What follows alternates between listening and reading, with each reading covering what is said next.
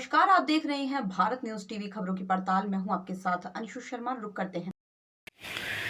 जहां संस्था के लोगों ने अर्जुन मुंडा का स्वागत पुष्प गुच्छ देकर किया, वहीं मां सरस्वती को नमन कर इस सम्मान समारोह की शुरुआत की गई, जिस कार्यक्रम में शहर के गणमान्य लोग उपस्थित रहे। जहां मंच पर संस्था के लोगों में अटल बिहारी वाजपेयी को लेकर दिनकर जी की कई कविताओं को याद करते हुए साहित्य को जीवन का आधार बताया, जहां मनुष्य के जीवन की सार्थकता को भी साहित्य बताया। वहीं अर्जुन मुंडा ने भी इस कार्यक्रम की खूब तारीफ की और कहे कि यहाँ आना जरूरी था, अन्यथा जीवन के अनमोल पल जो यहाँ साहित्य के विद्वानों के साथ बिताना था छूट जाते। वहीं कहे साहित्य जीवन को सरल और सुंदर बनाता है, इस कारण लोगों को साहित्य से जुड़ना चाहिए। के कारण हमारी मुलाकात काफी दिनों के बाद हो रही है। मुझे इस बात की प्रसन्नता है कि आज एक संस्था के अध्यक्ष, न्यास के अध्यक्ष के रूप में उनसे इस आयोजन में मुलाकात हो रही है।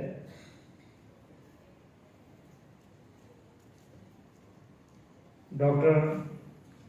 मुदिता चंद्रा जी, जो एक भाई के रूप में हमेशा स्नेह मुझे देते हैं, छोटे भाई के रूप में, जो बहुभाषीय साहित्यिक संस्था सहयोग के अध्यक्ष है,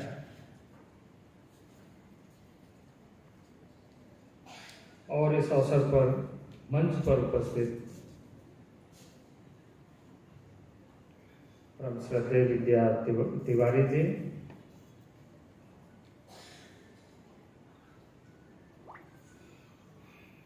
जिनका उद्बोधन आपने सुना, अभी अपने भावों की अभिव्यक्त कर रही थी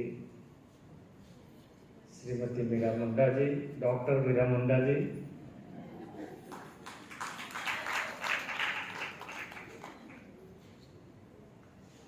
इस अवसर पर उपस्थित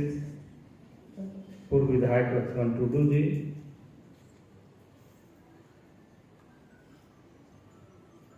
ऐसे सम्मानित जिन्हें मंच पर आज किया गया, वैसे सभी प्रबुद्ध अपने लेखन, कहानी और विविध साहित्य के आयामों को हमारे सामने, समाज के सामने लगातार लाने वाले, इन्हें सम्मानित किए गए। और खासकर बहुत दिनों के बाद आदरणीय भास्कर राव जी से भी हमारी मुलाकात हो रही है। यहाँ पर एक श्रीवास्तव जी भी उपस्थित हैं, और आप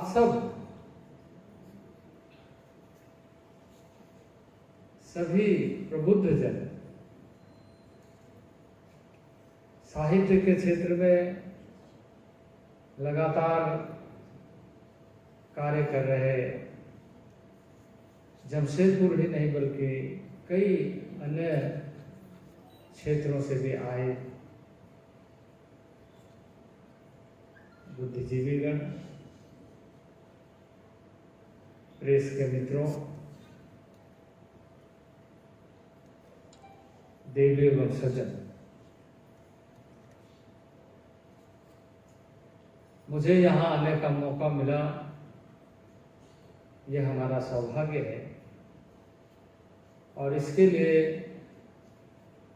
मैं सहयोग के अध्यक्ष डॉक्टर मुदिता जी को और खासकर आदरणीय जूही समर्पता जी को बहुत बहुत आभार व्यक्त करता हूँ कि इस आयोजन जमीन को फाड़ कर आगे निकलने के लिए एक पौधा का रूप धारण करने के लिए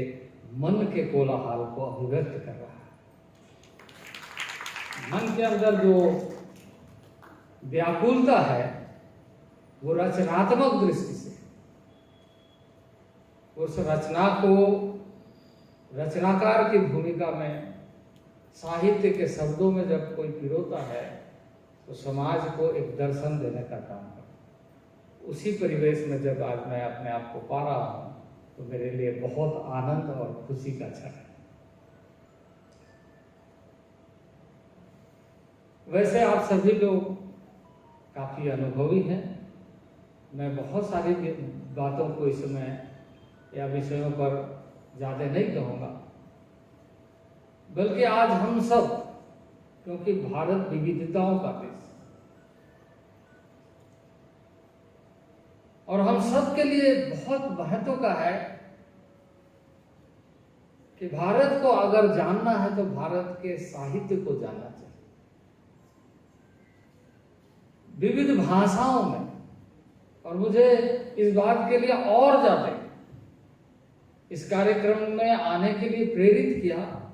कि बहुभाषीय